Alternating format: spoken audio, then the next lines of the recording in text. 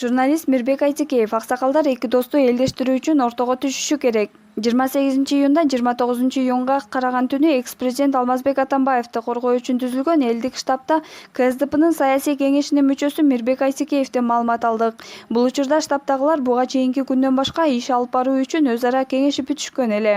Кечээ мамлекеттик күзөт кызматы кеткен учурда штабтын мүчөлөрүндө кайсы бир абалга толук даярдыктын жок экени байкалган. Мындан улам бүгүн бардык кырдааларды дыккат эске алынып, балдар ар кайсы жерге бөлүнүп иш алып барууну туура көрдүк, деди Айтекеев.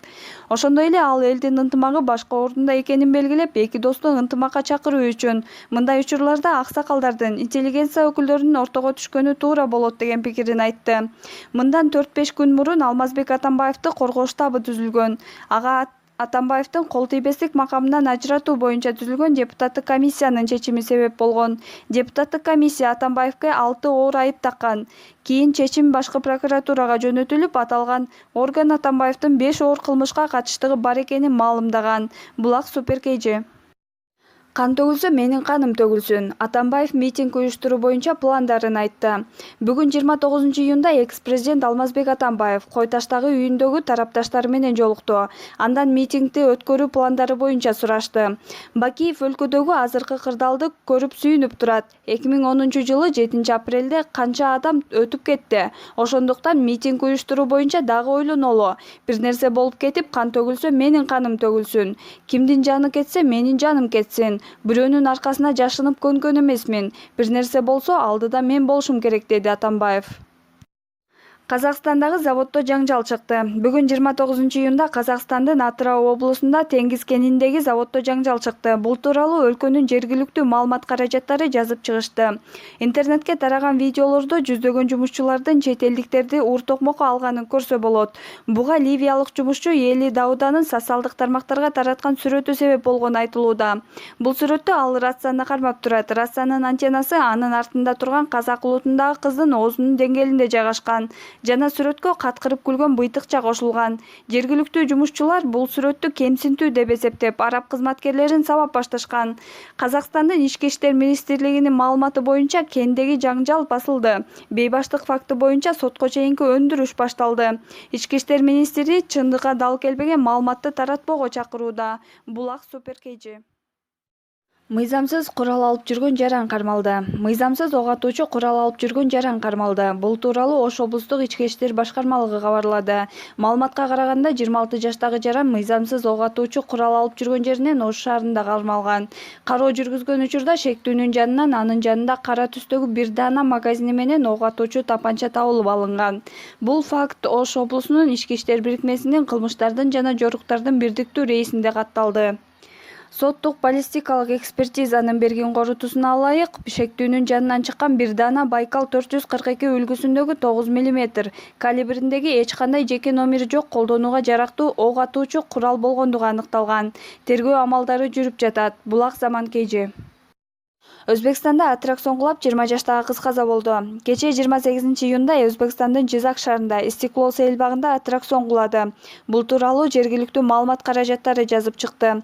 Маалым болгондой, аттракциондо адамдар болгон. Видеодо көрүнгөндөй иштеп жаткан аттракцион экиге бөлүнүп жерге кулады.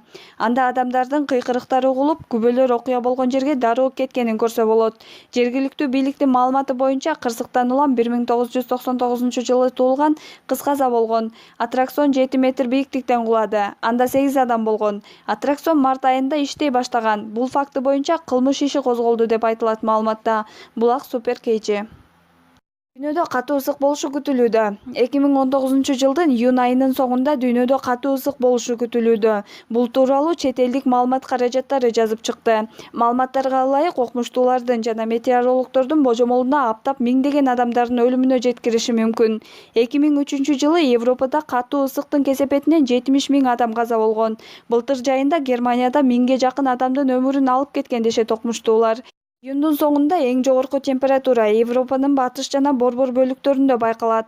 Испаниянын жана Франциянын айрым аймактарында бир нече күндүн ичинде температура 40 градустан жогору болот. Францияда абанын температурасы 45 градуска жетет. Улуттук рекорд болушу ыктымал. 2003-жылы 44 градус болгондо 11 миңден ашуун франциялыктар каза болгон деп айтылат маалыматтарда. Кыргыз гидрометинин маалыматы боюнча июндун соңунда жана июлдун башында өлкөдө максималдуу температура 36 градуска жетет. Булак супер KG.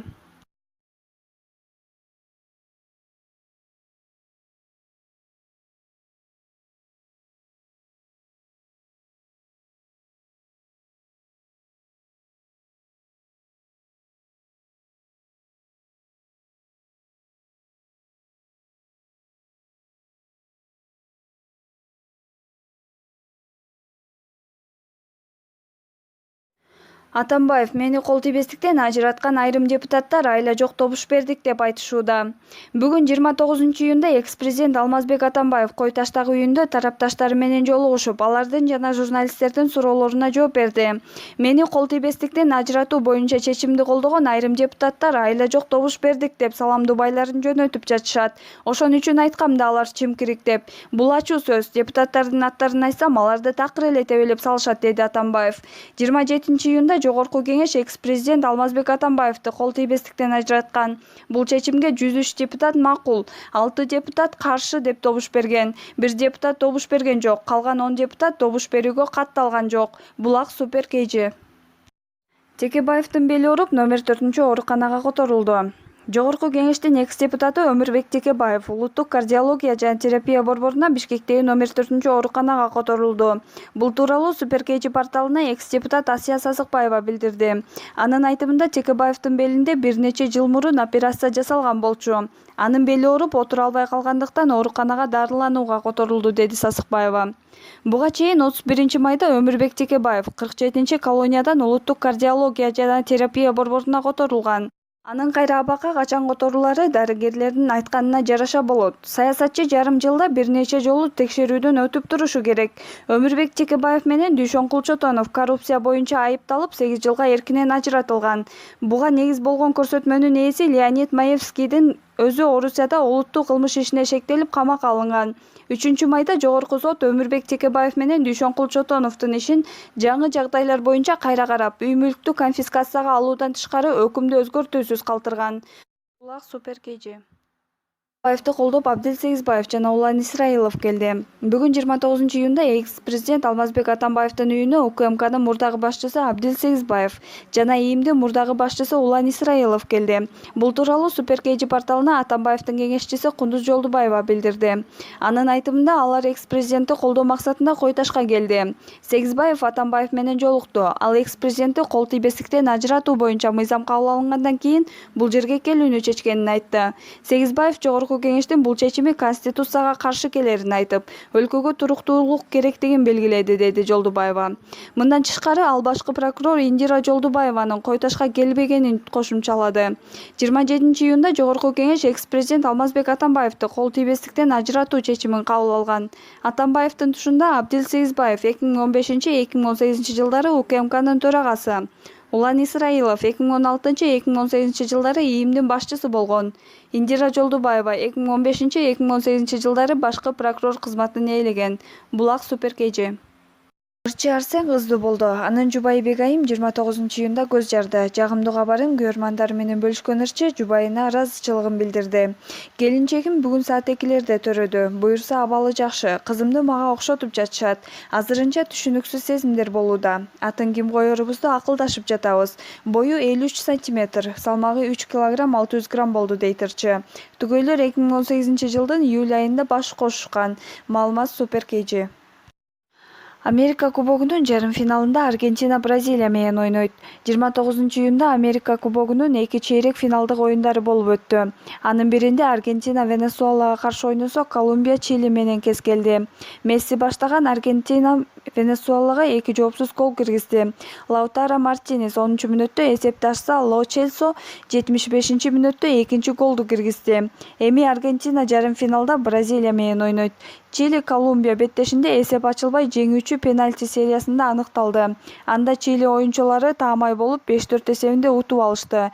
Чилинин атаандашы Уругвай Перу оюнунда аныкталат. Булак Супер КЖ.